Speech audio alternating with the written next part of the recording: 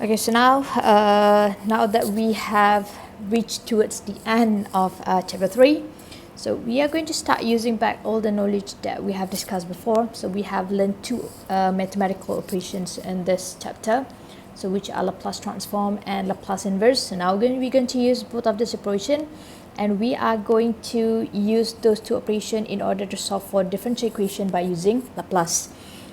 So what is the difference between using Laplace and the method that we have discussed before? In chapter 1, whatever method that we have discussed, so those are only applicable for first order of differential equation, linear equation, exact equation, homogeneous, and so on. And in chapter 2, so we discuss undetermined coefficient and variation of parameter, and both of those two methods, they are used for second order and above. They are not restricted to only second order. Yes, we learn only second order, but actually it could be applied to second order and above.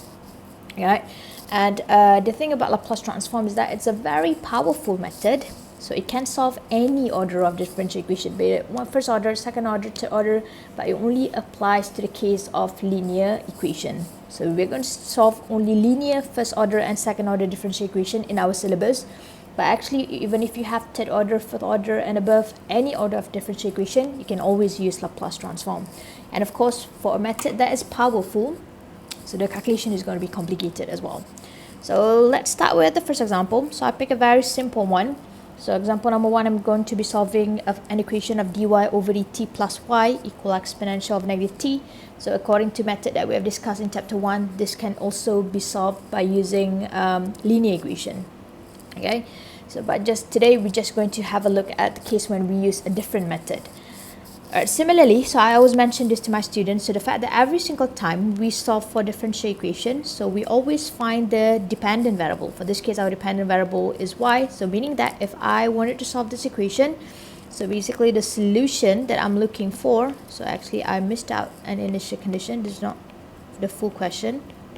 Okay, when I solve for this, so my solution for this equation is actually going to be a function y of t. So what is going to be my function y of t? So that is what we're looking for. So remember, the solution is always the dependent variable. So the overview, what we're going to do is, first of all, we're going to start with the original equation. So original equation means the equation given, and I'm referring to this one for our case. So what we're going to do with the original equation is that it is in terms of the variable y. So first, we are going to Laplace transform the whole equation, and we are going to change everything to be in terms of y of s. Remember, if you have variable y, when you Laplace transform, it becomes capital Y of s. And after you're done with that, so remember, our main point is that we want to find y of t. And how do we find y of t from y of s? So that is going to be from Laplace inverse operation. So that's why I told you that now we're going to apply both of the operation that we have discussed. First, we're going to Laplace transform, and then we are going to Laplace inverse. So how do you Laplace transform and how do you Laplace inverse? We're going to use back every single knowledge that we have discussed in the beginning of the chapter. Okay. So let me start with this particular example. So I'm going to start solving this equation right here. And if you notice, there is an initial condition given, y not equals 0. So every single time we solve for a differential equation by using Laplace transform, it is never going to be a general solution. It is always going to be a particular solution because you have to substitute the initial condition. So let me start with step number 1. So step number 1 is we are going to Laplace the equation. So let me put over here step 1. Laplace both sides of equation. Remember, you have to Laplace both sides of them, left and right, and find ys. Find ys. So that is what we're going to do. Okay, so let's Laplace left and right of the equation. So left hand side, I'm going to find the Laplace of dy over dt. The shorthand notation is going to be y prime. I'm going to write that as y prime. So y prime plus y. And on the right hand side, we have to Laplace exponential of negative t. So this is a fairly simple example. You don't have to use any fancy method, but it's only for this one because it's the first example that I'm about to show you. And after this, before I start Laplace transforming each of the term, I'm going to apply linearity theorem because I don't want them to be together like that. I want them to be individual, so that it's going to be easier for us to Laplace transform. So when I apply linearity theorem, I'll end up with a Laplace of y prime plus Laplace of y on the left hand side of the equation, and on the right hand side it's going to remain as Laplace of exponential of negative t. And if you notice right here, next what happened is I have a Laplace of y prime, and we know that y prime is dy over dt, and we have discussed this before in, I think it was topic 3.5 or 3.6. There is a topic that is called as Laplace of derivative. So if you already if that has slipped your mind completely, so please go back and refer back to that particular subtopic. So this is going to be related, and in the appendix that I've given to you before, so this is where you're going to find them, Laplace transform of derivative. So we have two formulas.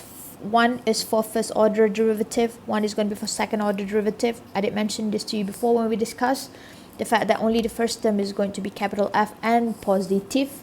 The preceding term is going to be negative, and it's going to be in term of small f. Okay, so be careful when you copy it down. So previously in this formula, this is when you have f as the variable, but we have y as the variable for our case. So therefore, just simply change all the f to be in terms of, what did I do?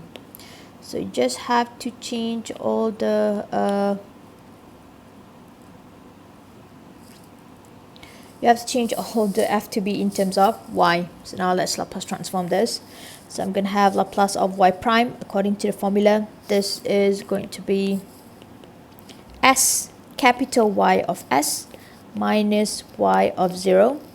Here, if you notice this is s f of s minus f of 0. All I have to do is change all the f to be in terms of y. And please make sure that I'm able to differentiate between your capital Y and your lowercase y. I noticed that when I marked the test for the case of homogeneous best substitution, you couldn't even differentiate that yourself, like how your capital and your lowercase look like. Make sure that it's different. Okay, then for the middle term, for the Laplace of y over here, remember I did mention this to you in Laplace of derivative. So this is actually not y, this is actually y, a function that is dependent on t. And that is why when you Laplace transform, you're going to become a new function, capital Y, which is now dependent on s. Right, so on the right hand side, simply by using the table, we know that Laplace exponential of negative t is going to be 1 over s plus 1. Okay, after you have applied the linearity theorem, you have Laplace each of the term individually.